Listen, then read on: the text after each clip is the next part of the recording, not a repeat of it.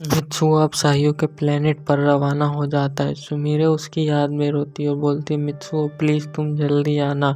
बोलता हाँ मैं जल्दी आऊँगा, और वो वहाँ से चला जाता है।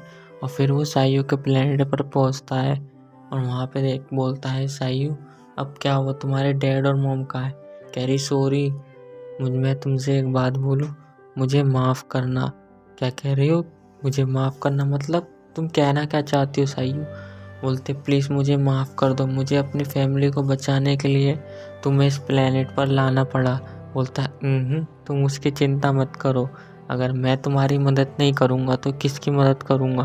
फिर उसकी आंखों से आंसू आने लगते और उससे बोलती है मित्सुओ से, मित्सुओ सॉरी मुझे माफ़ कर दो, प्लीज़ मुझे माफ़ कर देना, कोई गलती हो जाए तो। फिर बोलता है क्या कह रही हो साहियो, मैं समझ नहीं पा रहा हूँ, प्लीज़ मुझे सही से बताओ। बोलती मित्सुओ मैंने एक सौदा करा था अपनी फैमिली को बचाने के लिए। इन लोगों ने मुझसे वादा किया था कि अगर मैं तुमको इस प्लेनेट पर लेके आऊँगी तो ये मेरे फैमिली को छोड़ देंगे। बोलती क्या कह रही हो तुम, क्या कह रही हो ये साहियो? तुम मुझे तो ऐसे तो मुझे पहले भी बता सकती थी कि तुमने मेरा सौदा करा है और मुझे माफ़ कर दो। पर साहियो मुझे तुमसे ये उम्मीद नहीं थी कि तुम मेरे साथ ऐसा करोगी।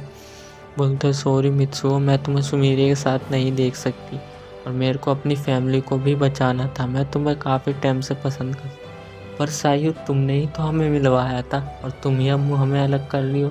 बोलती है फिर मैं उस टाइम पागल हो गई थी, पता नहीं मेरे को क्या हो गया था, मुझे तुम्हारी लव स्टोरी पसंद आई थी। फिर मुझे कुछ दिन बाद एहसास हुआ कि मेरे को तुम्हारे जैसा दोस्त कहीं नहीं मिला। काफ़ी टाइम बाद अब मैं वापस आई हूँ, तो मुझे अब ऐसा लगता है कि तुम्हारे जैसा दोस्त मैं कभी ज़िंदगी में पा नहीं सकती, और मैं तुम्हें हमेशा सुमीरे के साथ खुश देखती थी और मुझे ही ऐसा मेरा दोस्त चाहिए, मैं ऐसा ही दोस्त चाहती हूँ और तुम अब मेरे पास ही रहोगे। बोलता पर सही क्या कह रही हो तुम? बोलते सॉरी मुझे माफ़ कर दो, अब मैं इस प्लेनेट की महारानी हूँ। मतलब सब बात तुमने मुझसे झूठ बोली साहियो, ऐसा क्यों? बस ऐसे ही मैं तुम्हें पाना चाहती थी और सुमीरे से दूर करना चाहती थी। अब तुम इसी प्लेनेट पर रहोगे मेरे पास। बोलता है साहियो तुम ऐसा कैसे कर सकती हो, ऐसा मत करो प्लीज़, तुम इतना बुरा कैसे सोच सकते हो हमारे बारे में?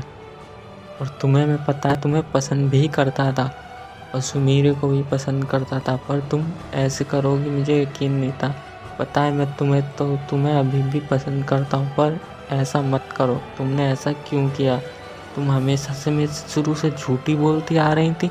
बोलती क्या करूँ मैं मजबूर थी। और तभी सीन चेंज होता है, सुमीरे पे आता है। सुमीरे वहाँ बैठ के उदास होती है और बोलती है ये मित्सु अब चला गया, पता नहीं कब आएगा।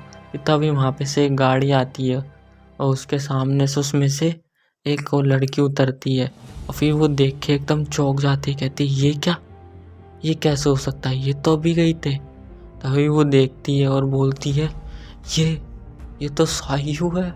बोलती फिर वो कौन थी?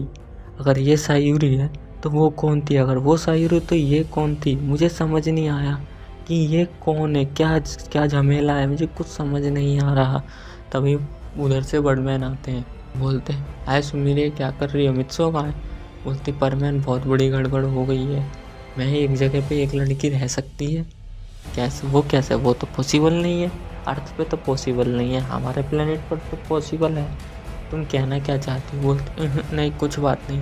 वो उसको बताती नहीं है। वो बोलती है मैं अगर इसे बताऊंगी बोलेगा कि तुम इसकी आइडेंटिटी जानती हो या हम दोनों को जानवर बना देगा, मुझे उन मित्सुओं को, क्योंकि उन्होंने मना करा था बटमैन ने कि हमें आइडेंटिटी किसी को दिखानी नहीं है। पर सायु हमारी आइडेंटिटी जानती है और फिर उसे कुछ नहीं बताती और बोलती है ठीक है। वो फिर तभी बटमैन बोलता मुझे मित्सुओं के पास जाना है, कुछ काम है, क्या तुम चलोगी? बोलते नहीं तुम जाओ, मैं नहीं जाऊंगी। फिर वो वहाँ से चला जाता है और फिर वो उसका पीछा करती है। वो एक स्टूडियो में जाती है, वो उसका धीरे धीरे पीछे करने लगती है और वो कुछ लोगों से बात कर रही होती है पर वो अच्छे तरीके से समझ नहीं पाती और बोलती ये क्या है, मुझे समझ नहीं आ रहा कि आखिर ये क्या कह रही है। अगर ये सायु है तो वो कौन थी? अगर सायु होती तो ये मुझे कभी इग्नोर नहीं करती, पर ये सायु नहीं है, ये कोई और ही है। फिर वो उसकी पूरी जानकारी निकालने के लिए उस पर निगरानी रखने लगती है, अपने रोबोट को भी उसकी निगरानी पर लगा देती है। मित्सुओ का रोबोट तो वही होता है और उससे भी मुझे अब इस सच का पता लगाना पड़ेगा कि असली सायूक कौन है, ये या वो।